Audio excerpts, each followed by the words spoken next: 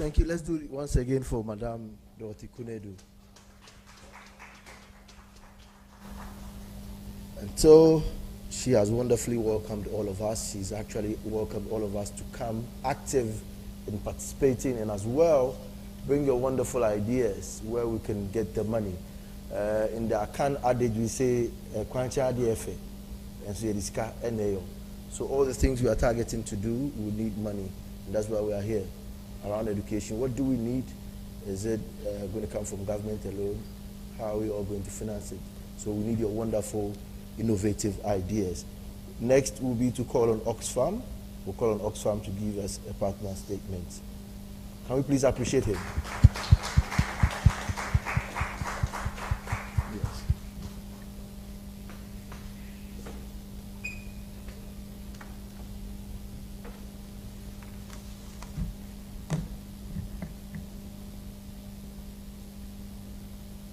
Thank you very much.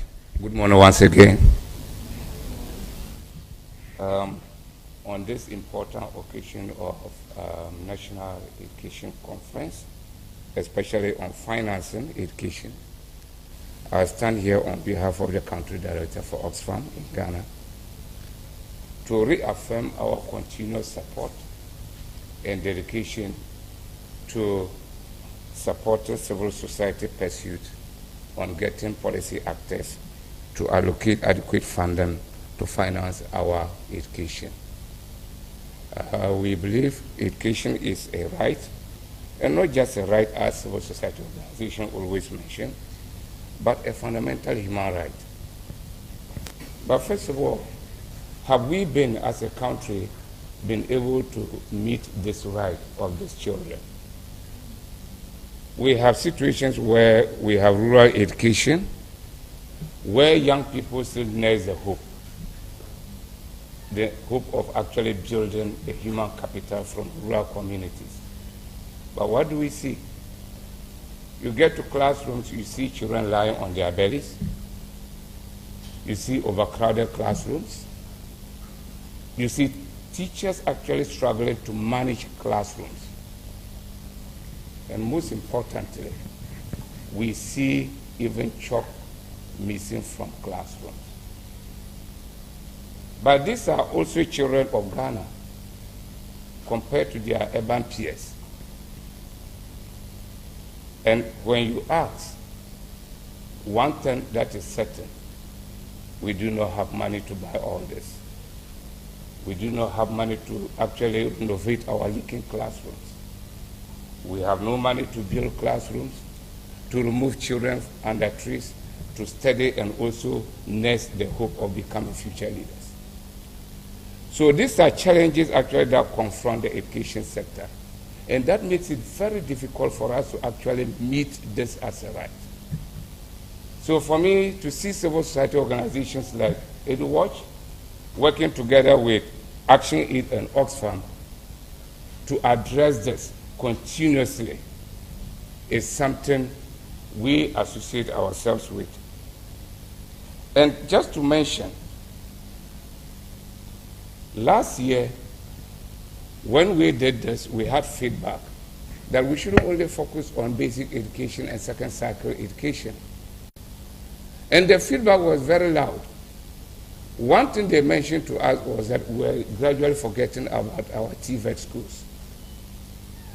So this year, Oxfam decided to have a reflection on our support to EduWatch.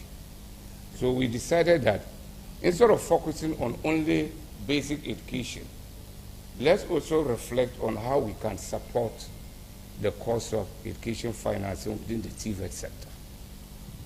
So our support this year is not only on the basic education, we provided support to look at the TVET sector.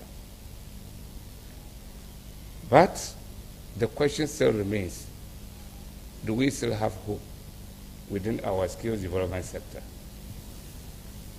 If basic schools are struggling, TVET sector is struggling, then the entire human capital is struggling in Ghana in the future. So we associate ourselves with this event, and we think that this is the right time we need to come together. as civil society organizations. Next year, we wouldn't want to hear only Oxfam and Action Aid supporting this cause. We want to see a lot of civil society organizations in the space joining forces to support EduWatch to advance this cause. They are not doing it for themselves. They are not also doing it for Oxfam and Action Aid. They are doing it for Ghanaian children. So as we gather here, I know many gatherings have been turned into talk shops. But when I looked around, one thing that I am certain of, we have brains here, we have experienced people here, and I think if we pull the brains and experience together, we can actually chart a powerful cause that will help a public allocation of financing to education. But before I take my seat, is it only about getting money to the education sector? To me, it's not only about getting money to the education sector. We have seen budget allocations. They will allocate huge sums of money to the education sector. Have we bothered to track the real expenditure? The actuals that have actually been given to the education sector. The other part of it, have we been able to hold the education sector accountable to make sure that the money gets to schools? It gets to the classroom to address the problems. This is one thing we should also actually take note of during our reflections. That yes, we will advocate for money to be allocated to the sector, but we'll also ensure, we'll advocate and track to ensure that the money gets to where it's supposed to get to address the problems. So thank you so much for gathering here, and I wish us successful deliberations and reflections. And I hope this year's roadmap will actually take us closer to realizing the dream of many Ghanaian children. Thank you very much.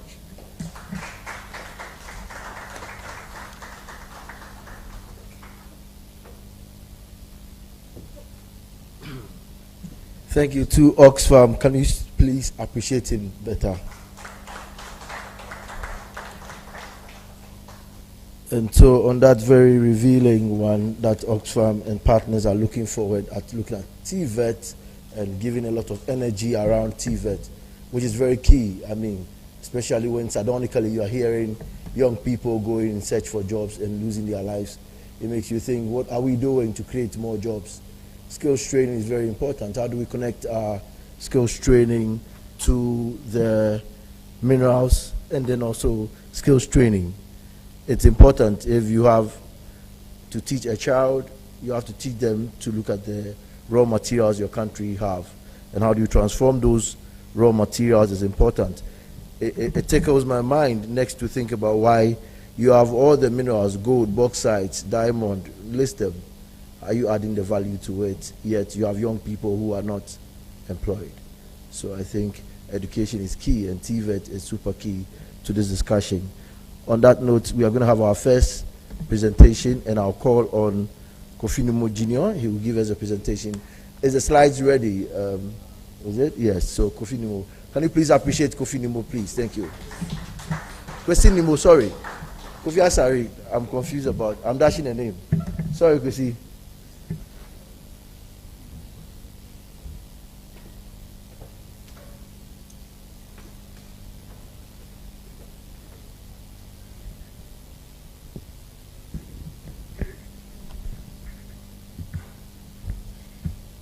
Good morning.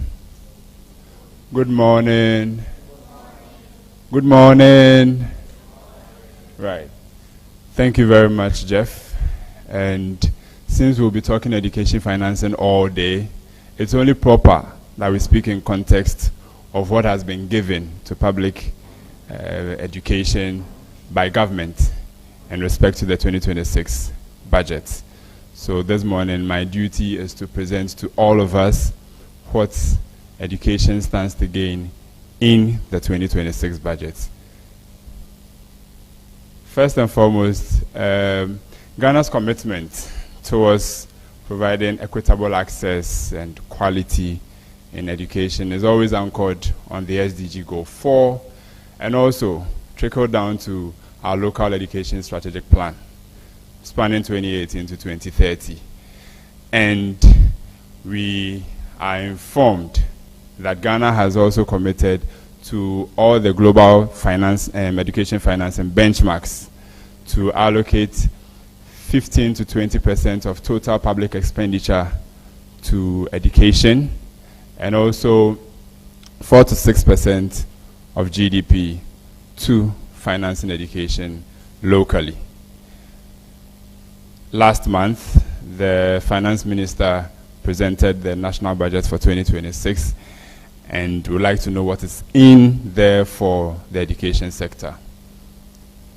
We'd like to start with a trend analysis of the budgeting outlook, both what education has been getting in terms of GDP and then also in terms of total public expenditure.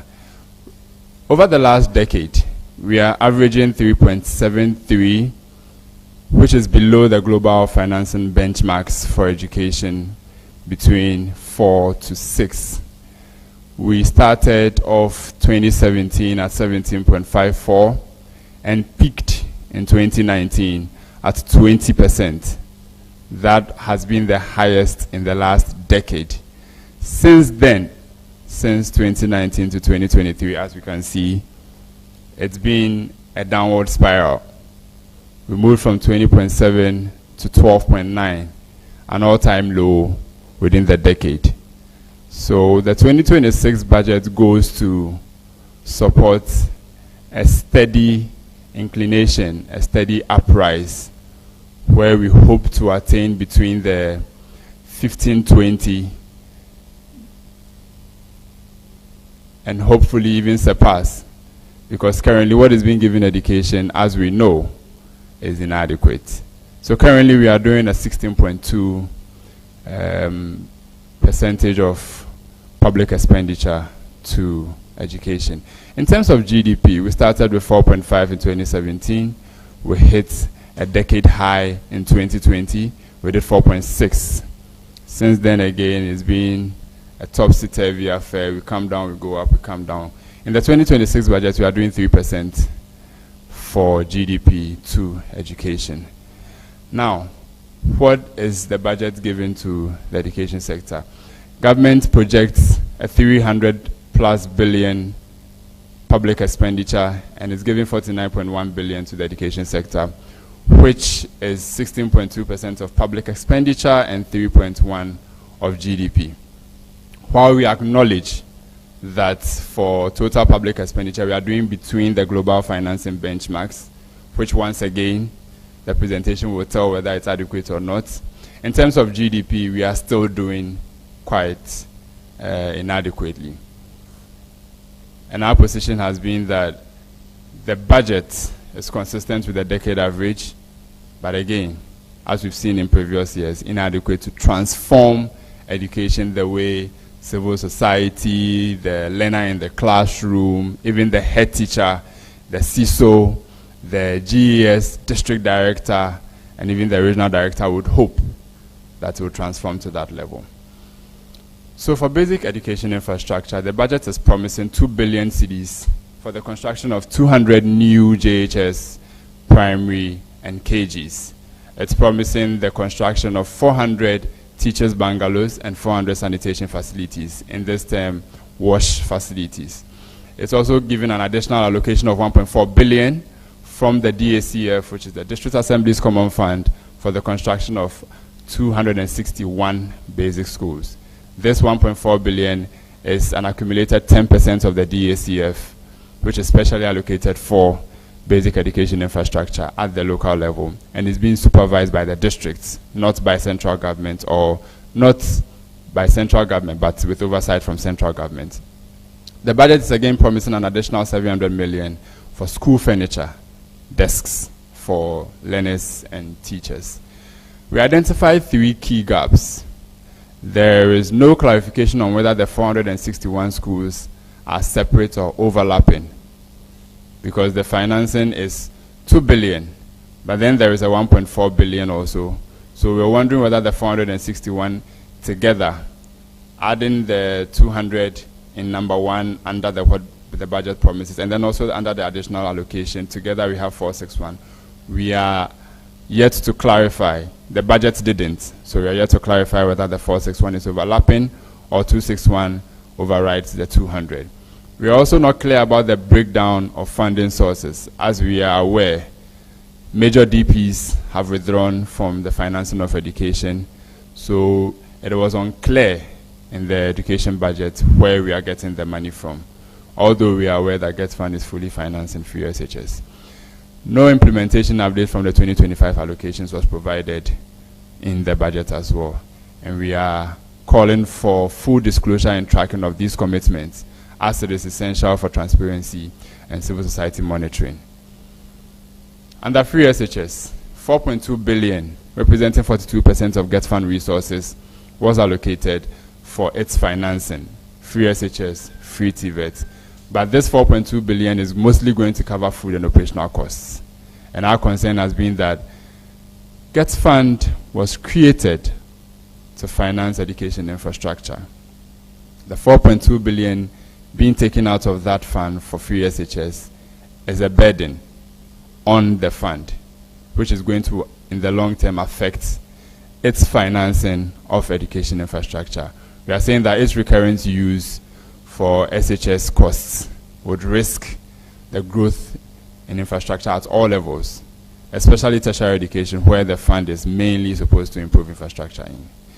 And the risk is that the over-reliance on the GETFund will undermine the infrastructure development, and the warning is that it would end up increasing the already high cost of tertiary education, which is the fee paying. Under ending the double track within the free SHS program, government is proposing the Ghana Secondary Learning Improvement Program, which is a 1.1 billion World Bank fund to end double track within 2 years. And it's saying that it's going to enhance capacity, it's going to upgrade selected category A, B, and C schools, and then also complete 30 E-blocks to gradually ease out the double track situation we have.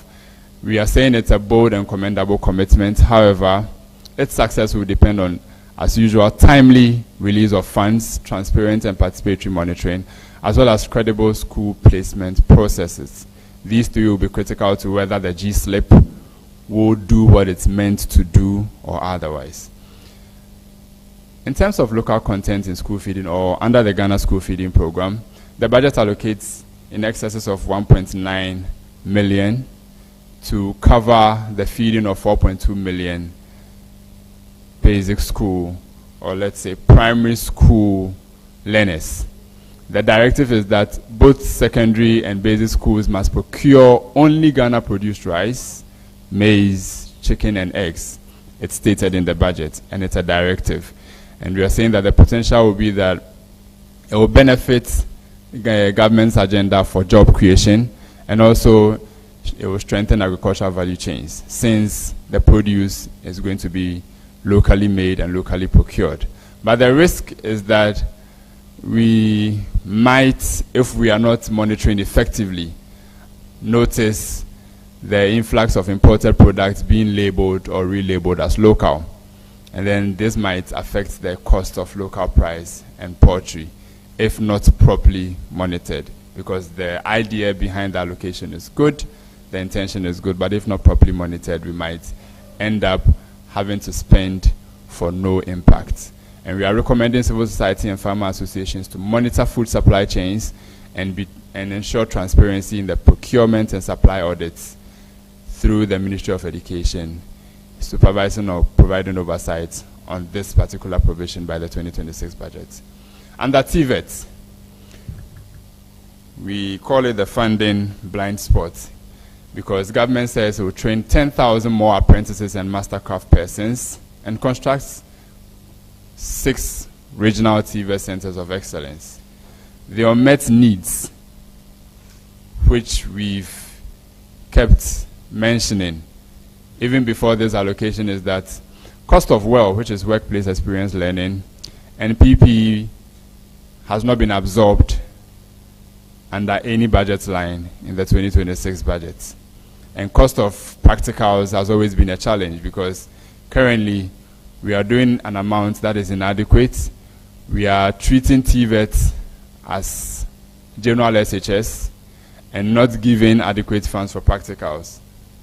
And also, we are not incentivizing industry participation in the well. These are unmet needs that the budget should have provided for even before providing for the training of apprentices and also further the construction of the 6 TVET centers of excellence. And we are recommending a reform of the TVET budget framework to incorporate PPE and well and also realistic practical learning allocations to ensure that the cost of practicals will not be laughable but realistic. We are recommending an incentivization of private sector participation so that the TVET wouldn't just be what is taught in the classroom, because we know that beyond the classrooms, what is happening out there is what they intend to participate in, to be employed into. So whilst they are being trained, it's essential that they experience the workplace environment which they will be aiming to enter once they are done with the training. And also incentivization of private sector participation must be prioritized, as well as a proportional upgrade of TVET infrastructure alongside general secondary education. Under girls' education, the budget includes an allocation of 292 million to procure sanitary pads for female students in basic schools and secondary schools. The provision would help maintain the progress in girls' retention from the 2025 distribution of 6.6 million sanitary pads. But then we are also recommending that the scheduled releases should be timely, transparent, and the distribution as well. Local production is key to intervention success. Right before the policy was rolled out, we were made to understand that all these sanitary pads were going to be produced locally. So we are reminding and ensuring or recommending that that should be kept and abided by. The intervention must also find expression in Ghana's education policy, whereby we are providing sanitary pads for primary 4 kids upwards. But as we've been made to understand, currently, girls tend to start menstruation quite early, and not just from the age of 10, when they are supposed to be in primary 4. So it's important that the intervention finds expression in the education policy of equitability and also impact. And it's important that while the intervention is great, it's opened up for periodic review, timely adjustment for improved impact. Under inclusion and special education, the budget says it would give 50 million for special schools and 50 million annually to finance free tertiary education for persons with disabilities. We are recommending that full and timely release of the special education funds be abided, and also the inclusion and special education interventions be mainstreamed into the policy with the policy monitoring framework. Under the no fee stress, we are seeing an allocation of 532 million from the consolidated fund, which is designed to cover the cost of academic fees for first-year tertiary students.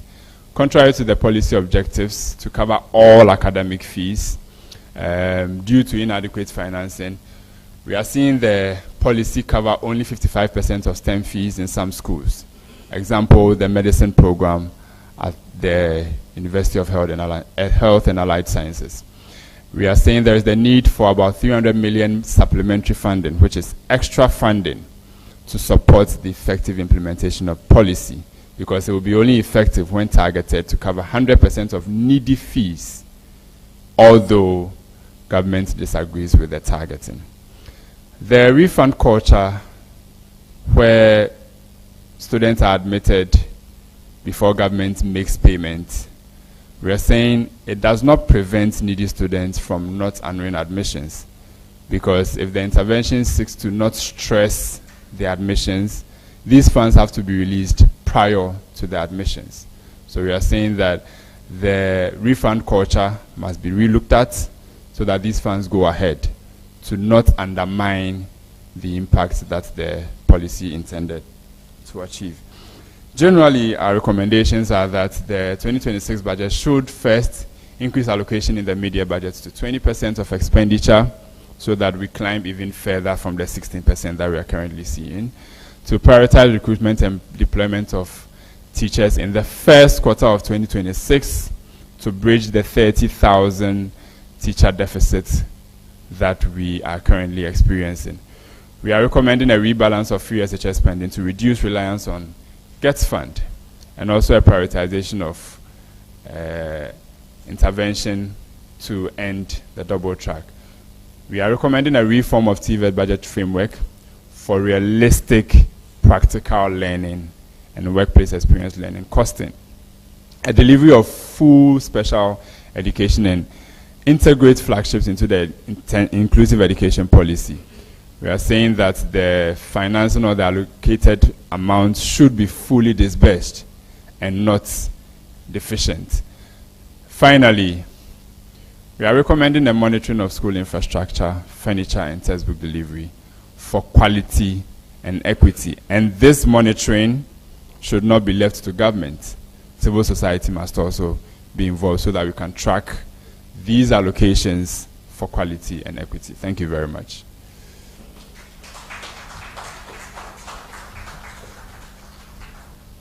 Yes, I'll still keep Kwesi here, and we on the program you would realize that we would need to have some questions and answers or a discussion, just brief one. If you have a contribution, let's just shoot it straight. If there's a question, please come with a question, and then Nimo will be here. And so, a quick one. If anybody has a question or a contribution, please have the microphone. All right, so I'm Prosper Nyavo. I work with UNESCO. I have 3 questions. One, TVET allocation for practicals. Did you say there is no allocation at all or is inadequate? Since you didn't show that on the slide, so I wanted to know. Then taking funds from GET Fund to support free SHS. Have you done any analysis to see whether by doing that they are actually going to solve all the financial issues of free SHS? If so, then even if we are losing money at tertiary level, we know we are solving the free SHS challenge. Then the final one is on the program, the G-SLIP or whatever you are calling it, the one that is to be funded by the World Bank.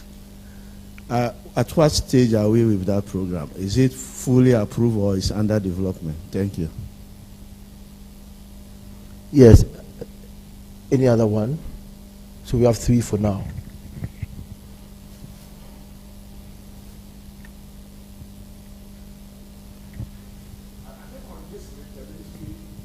Okay. Please, microphone, please.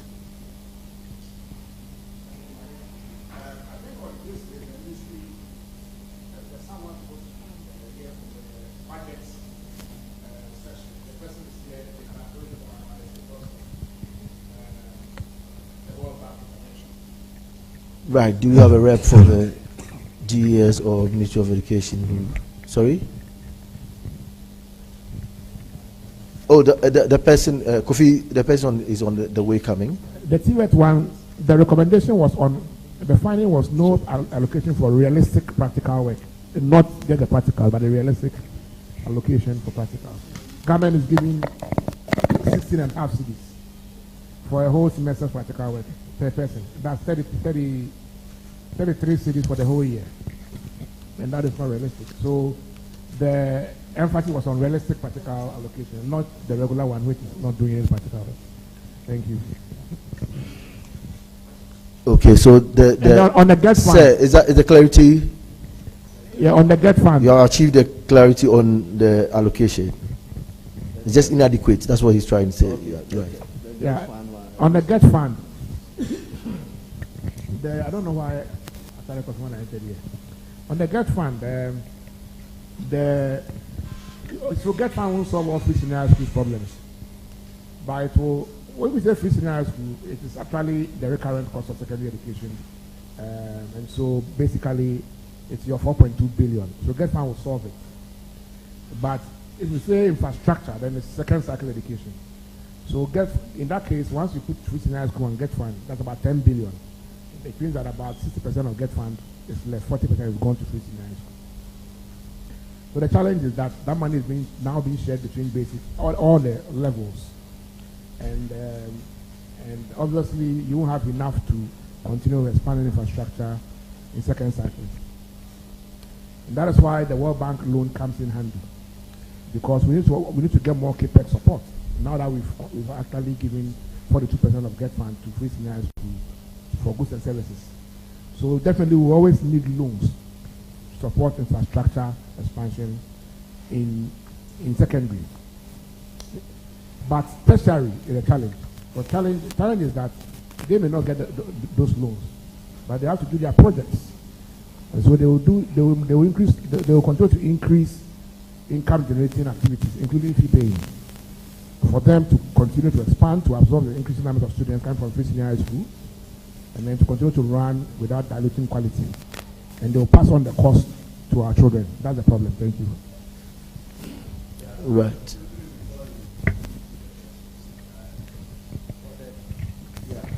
So for the consumables for free SHS, the Get Fund issue can solve it. Is that what you are saying? Feeding. It solves it. Get Fund. The reason why we are not hearing of food shortages is that the close to 3 billion cedis from the free senior high school budget buying food is coming from an earmark fund. It's not GOG, so it's much more reliable. So it solves the recurrent cost of running free senior high school. But it doesn't mean there are no delays, because there were some 3 months delay in release of administration grant to the schools. There are some minor delays, but at least that's the best reliable funding we have in Ghana, Get Fund or ABFA, the sector. The ABFA now has been taken to big push, so we don't have any ABFA in education. So the only one we have left is Get Fund. All right. Okay. Thank you. I have more, but since we'll be here. Is there any other question or contribution? I think I see Madam SDG is ready.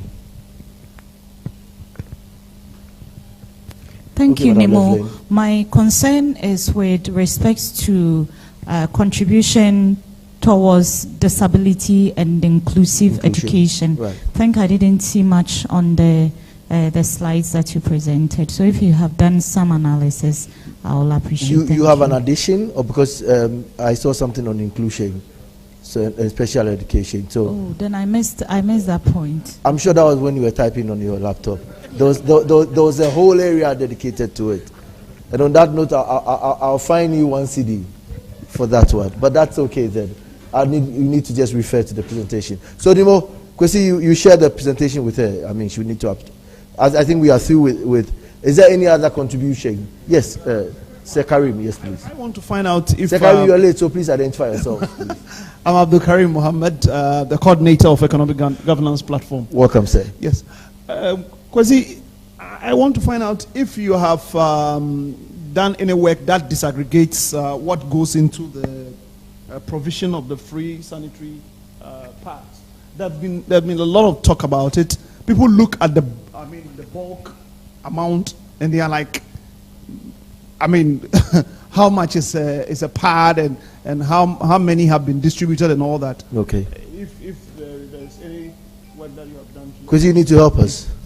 Kofi, you are saving Kwesi too much, please. I can help you. Because I'm the in-house education financing. Okay, sir. Yes, the 295 or so was allocated. And government procured 6.6 million pieces of the sanitary pads. Right. As announced in the 2026 budget. Now that procurement by government represented 55% of the procurement. It wasn't 100%. So we found that Vincent, Mr. Asifua, raised the issue in Parliament the Honorable MP for Otafoswame raised the issue in Parliament that the per unit cost was about 44 cedis. And so we were also interested. So we made an RTI and we got the details I'm giving to you. So the 6.6 billion shouldn't be divided, the 6.6 million pieces shouldn't be divided by 295. It will give you 44 cedis. That is not correct. The 6.6 million is only 55% of the procurement. As you speak, they are procuring another 5.5 or so million. And so if you do the total per unit analysis, with I think 10% for distribution and cost, the per unit comes to 17.6 or so. Yes. But for me, the most important thing in that program is that two things. We must mainstream it into policy. We can't be running flagships that are hanging. So it must be mainstream into the inclusive education policy because it achieves an inclusion objective. And then secondly, once that is done, there will be a proper monitoring framework within which we can all participate in the monitoring. As of now, we are only being given data. We are not on the ground monitoring. So that is not the best way to monitor policy. Thank you. Thank you, Kofi, for the clarity. I think we are clear about it now. And Madam, let's come here a little bit. Let's cross over here a bit. Hello? Someone has my two microphones and still don't see my. Yeah, hello.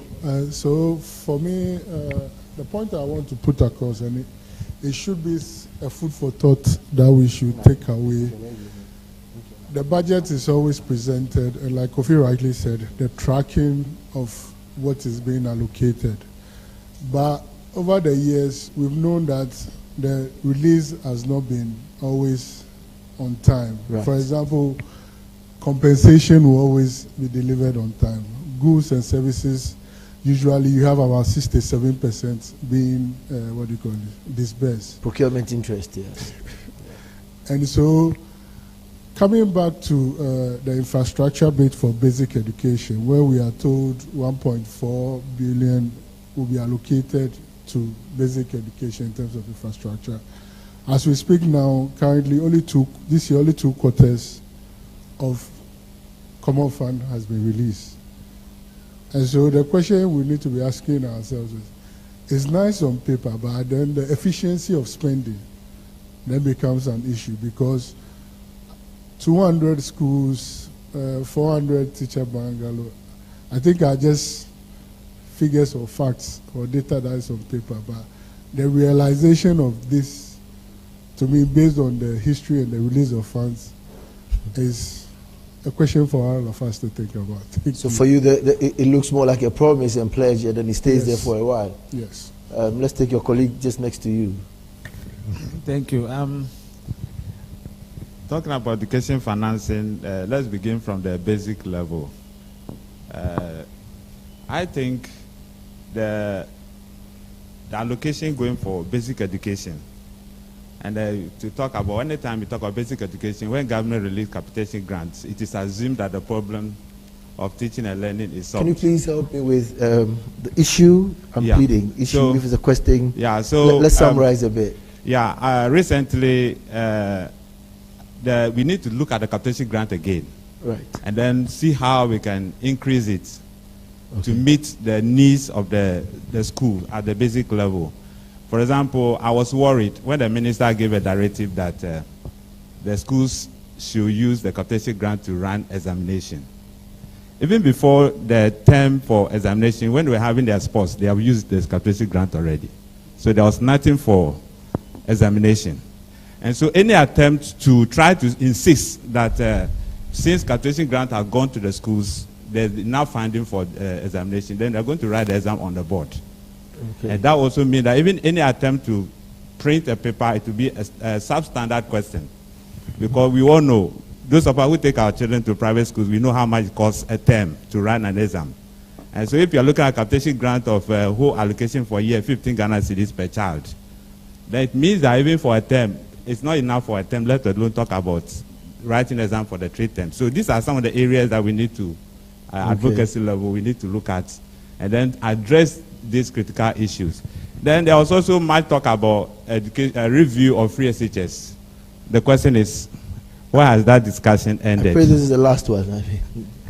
So we need to look at it again, because if we are talking about free SHS, and we are pumping money there, and then other sectors are suffering, what it means is that even the money, the allocation with the 4.2 billion we are putting there, if other teaching and learning resources, infrastructure things are suffering, then we are wasting that money in the first place, because we are not going to get anything from it.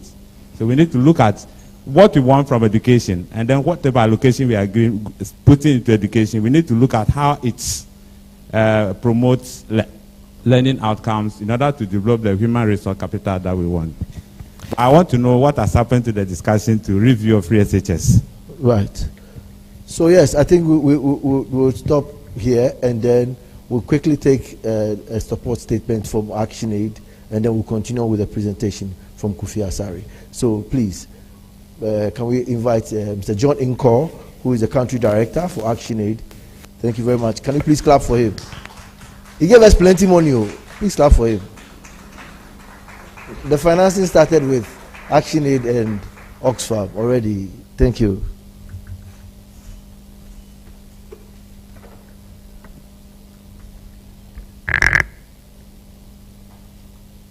Thank you very much.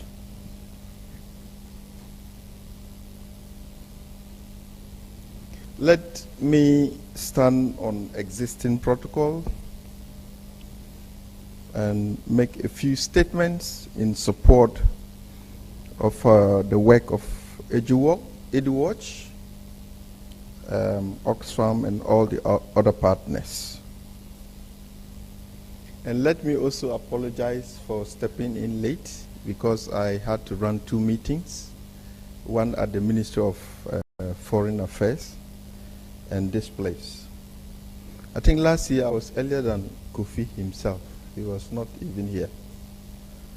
But that's not what the politicians do. It's not to equalize. If you're a politician here, permit me, or forgive me for that statement. It is an honor to speak at this very important conference.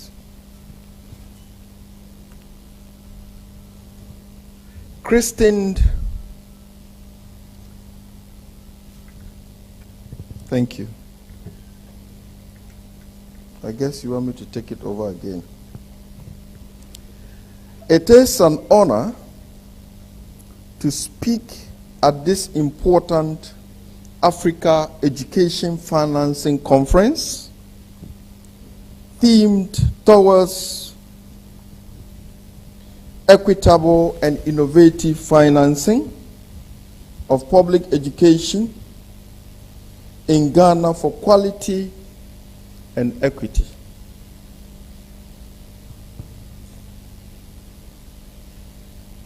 This conference is a space that brings together voices not only of policy and power, but also of promise for a brighter future for education development in Ghana. Thus, a promise of what education can and must become for every child of our continent. At ActionAid Ghana, ladies and gentlemen, and across the ActionAid Federation in Africa, we deeply believe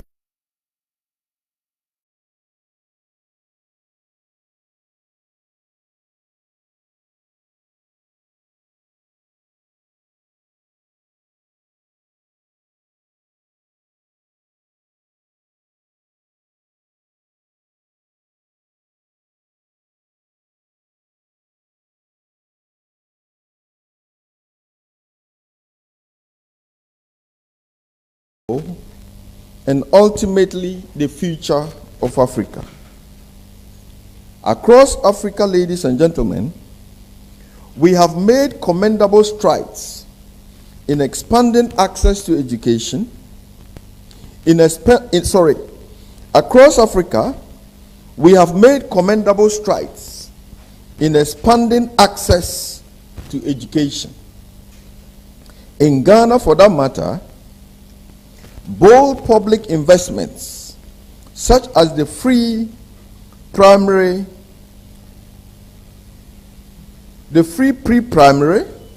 primary, and secondary education, have significantly increased enrollment. Data from the UNICEF indicates that nearly 623,500 children of primary school age are still not enrolled in the primary schools, and 1 out of 4 children in the kindergarten age range. Thus, from 4 to 5 years of age.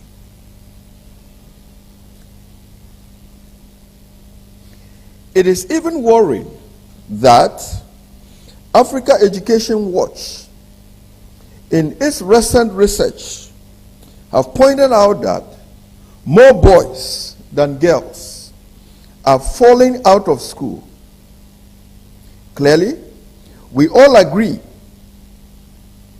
or we all can agree, that access without quality and access without equity is an incomplete promise.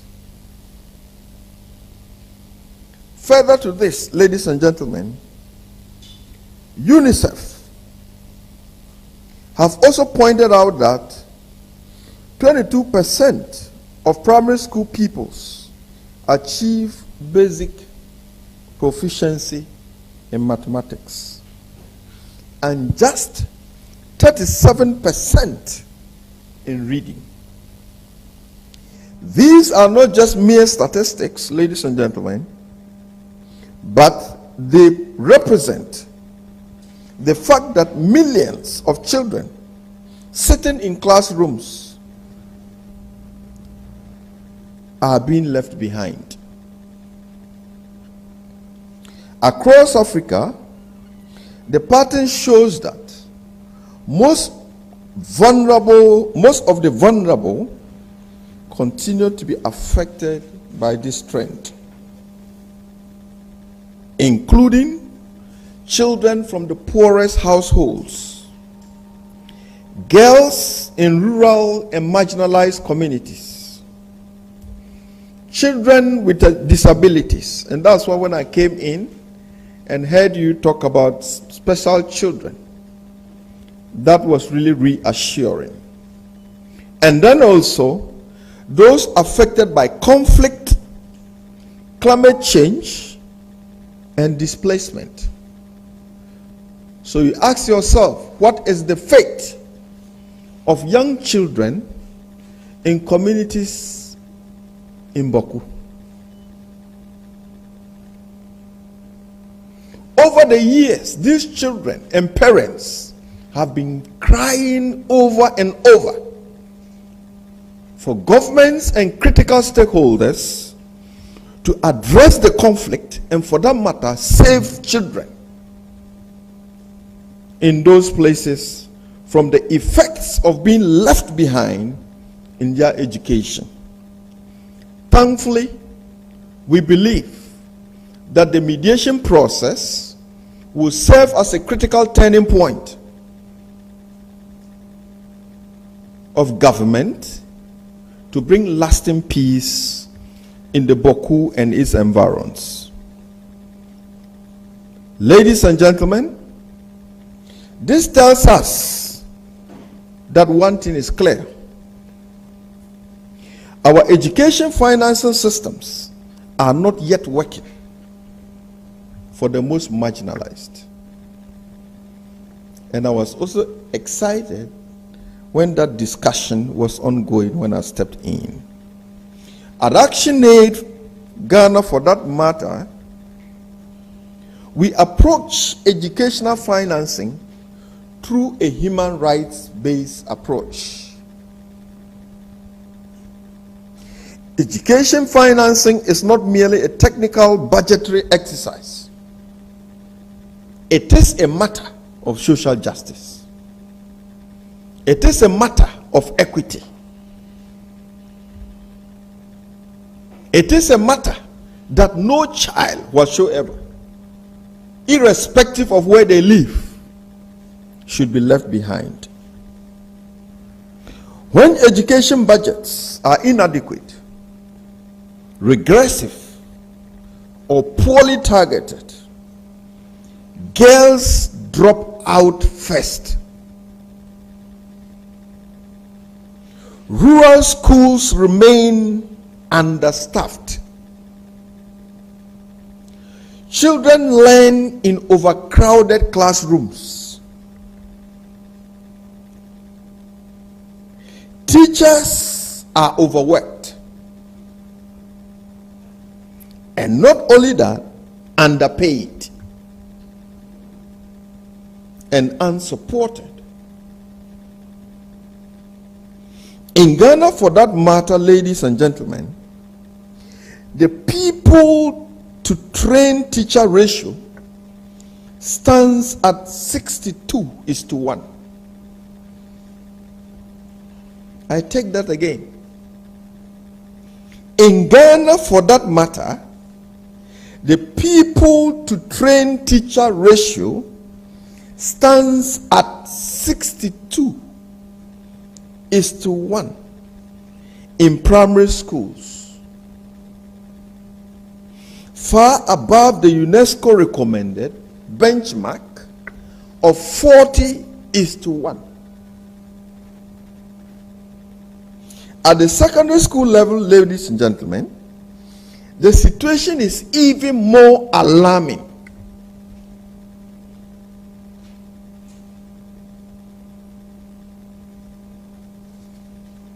We cannot speak about quality education, ladies and gentlemen, without addressing the chronic underfinancing of teachers, learning materials, infrastructure, and inclusive support systems. And I'm so excited, ladies and gentlemen, that there are a lot more development organizations that are joining this fray of calling for inclusive education.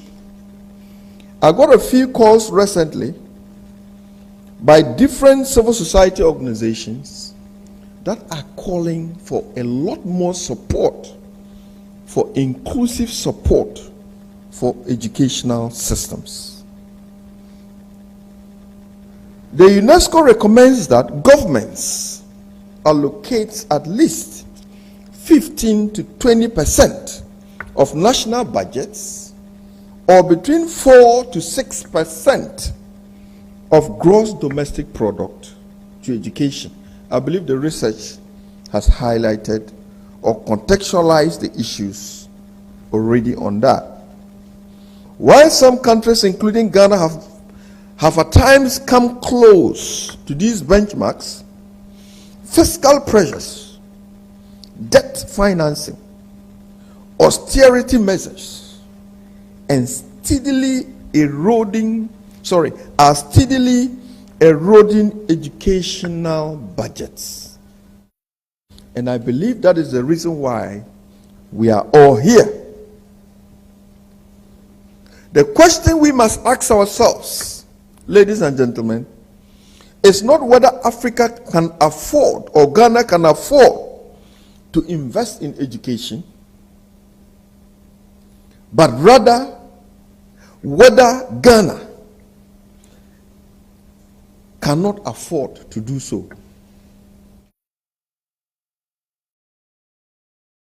ActionAid's research shows that Ghana's tax to GDP ratio stands at 12.4%, well below the minimum 20% recommended to deliver sustainable development goals. Even more concerning is the scale of revenue lost through tax exemptions, incentives, loopholes, especially those benefiting large national corporations or multinational corporations. In Ghana alone, these tax expenditures amounts to over US dollars 1.3 billion annually. And for us at ActionAid, we believe in tax justice and we believe in progressive taxation as a mechanism to improve government's revenue for investment in basic social services such as education.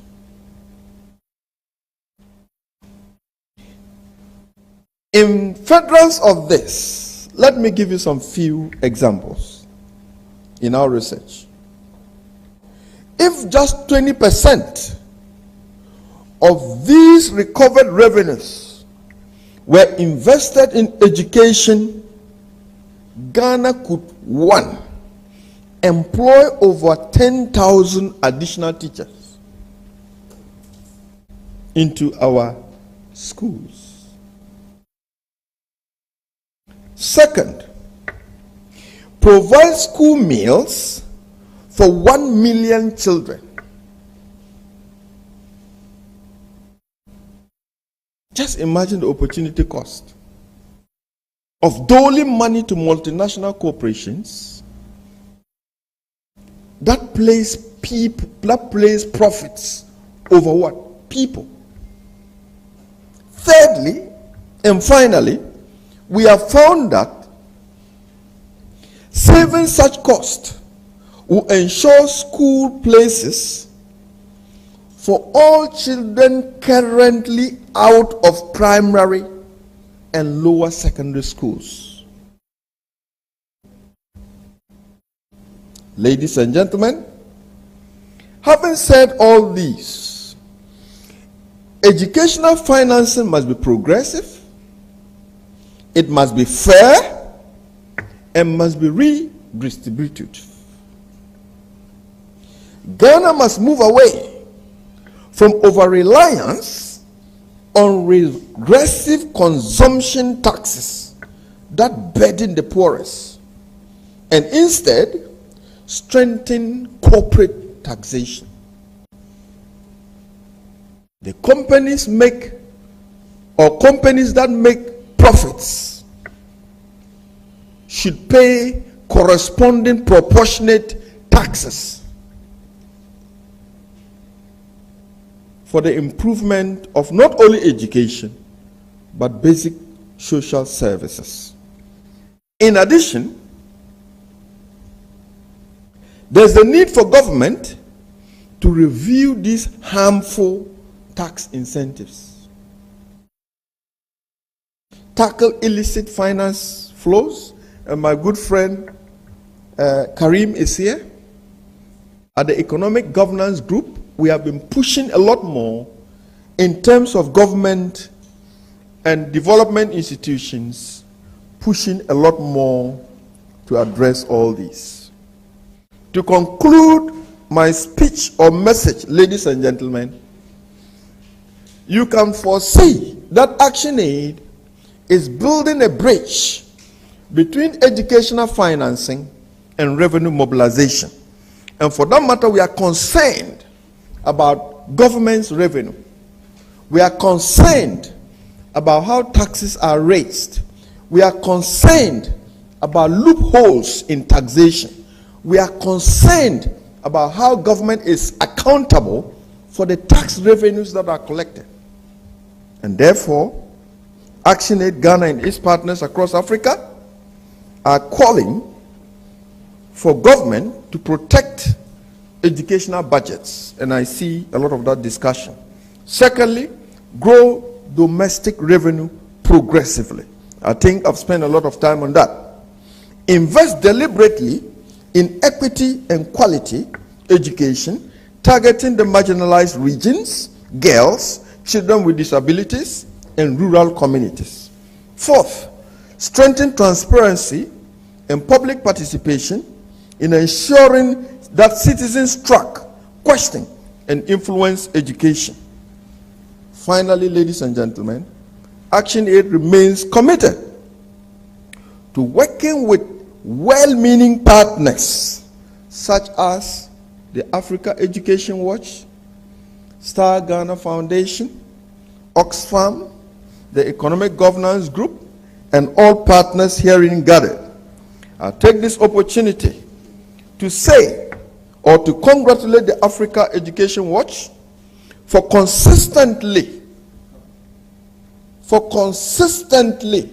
working with ActionAid Ghana on educational financing initiatives, research, and policy and actionable policy, reviews for that matter. We assure you and other partners that ActionAid will continue to support you in this very important, useful enterprise. I thank you so much for your attention. Thank you. Thank you too. A quick one. We have been joined by some few dignitaries here. We need to acknowledge them. I'll start with Sheikh Amiyao Shaibu. He's a spokesperson for the National Chief Imam. Sheikh, if you're here, give us a wave. Thank you. Thank you for coming. From UNICEF, we have Mr. Francis Lan. If you're here, let's have the wave from you. Thank you. From UNESCO, we have Mr. Prosper Nyavo. Thank you for coming. And then from the University of Ghana, the Students Financial Aid Office, we have Madame Selina Saka, if you're here. Thank you for your wave. And then from ASET, we have Madame Mona Idrisu. Madame Mona, if you're here, thank you for coming. To also inform you that we are live on Facebook, and then we are also on ABC News TV.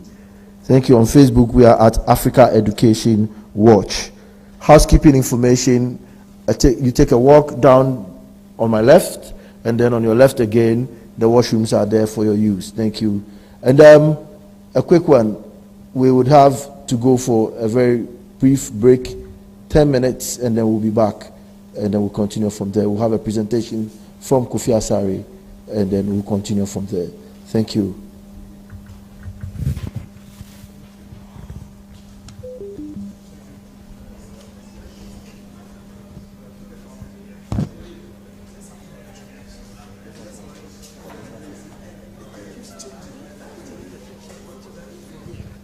Yes, please, let's have a group photograph first, please. And then we can proceed and have just a quick 10 minutes break and come back. So, sir, Mr. Oxfam, please, a group photograph. Can we please come? Let's have a group photograph.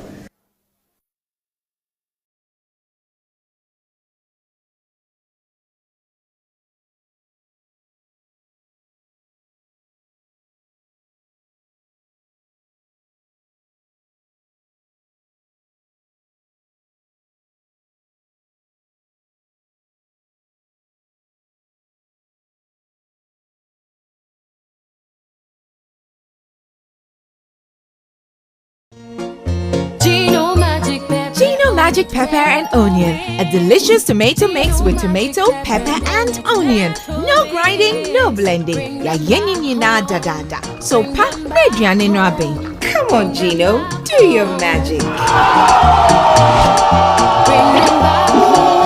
And papa no kunu abefi.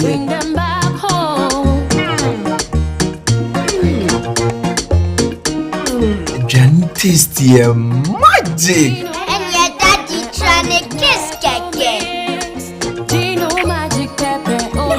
Gino Magic Pepper and Onion. The magic that brings them home. This advert is FDA approved.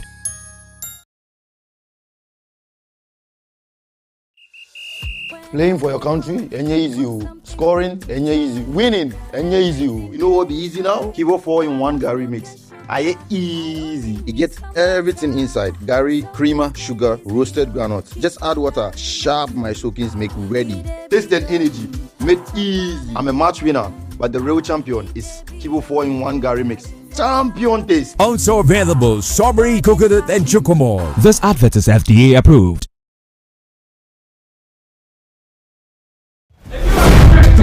Let's go!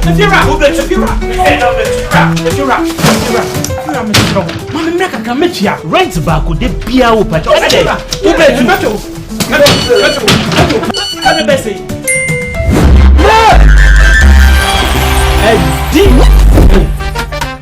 Come on, let me see what. Wait, this guy.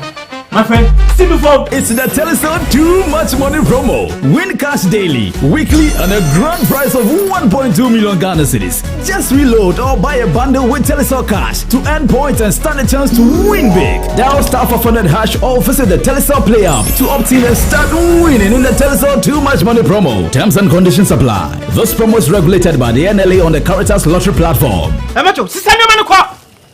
When is campaign? If you're a baby, many schedule no. If you know, meto chiaka. Inti ene, uno banu mumpe baby amubeda. Oh, no abeka. You did too much money. No matter. Telecel, connecting energies.